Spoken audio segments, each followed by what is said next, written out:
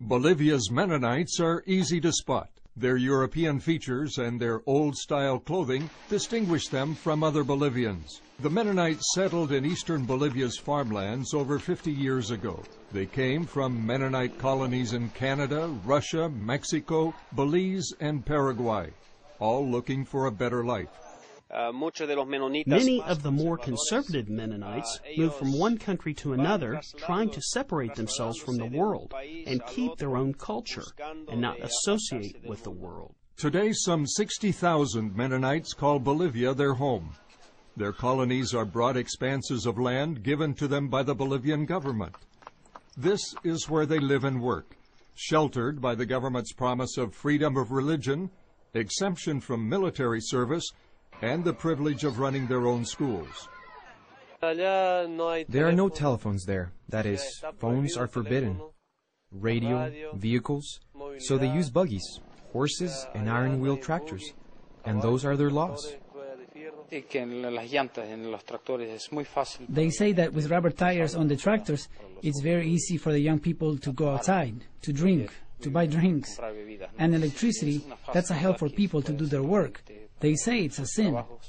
Since some Mennonites refuse to live that way and instead use modern vehicles and technology, they're isolated within their colonies or they are expelled altogether. Very closed, very closed.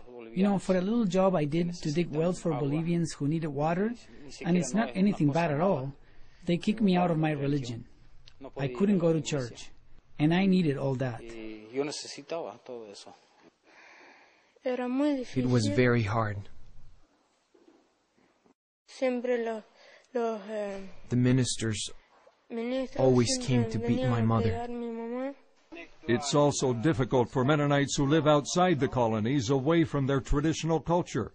Some become destitute. Because of their problems in the colony, they got very discouraged. That's why they've left the colony. But they're not used to life in Bolivian towns either.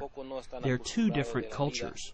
The harsh reality faced by exiled Mennonites prompted two local Christian organizations to come together and create Villanueva, a community that now houses and gives help to some 30 families. We try to maintain certain aspects of their Mennonite culture, the language, the work, etc., but at the same time teach them how to live the Christian life within Bolivian society. In Villanueva, Mennonite children have a school where they can receive a formal education. An economic development project provides a source of food and financial support for these families. The project includes the construction of prefabricated wood houses and other activities for which they have special skills. Villanueva also provides for the spiritual needs of exiled Mennonite families. They gather in this church every Sunday to worship God and receive Bible teaching for adults and children. What many have found here is a community with a difference, new friendships, and a new life. I had bad habits. I smoked, I drank, and one day I received Christ, and I came here to be baptized. And we lived here in Pailon almost a year, and here in Villanueva another year, and I'm happy to be here.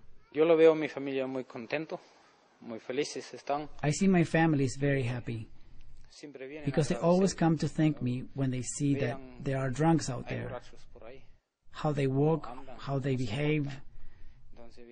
Then they come to me and hug me and say, "Thank you, Daddy. You're not like that anymore."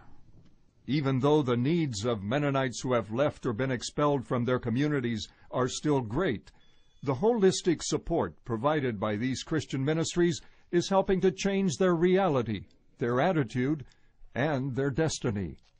Stan Jeter, CBN News.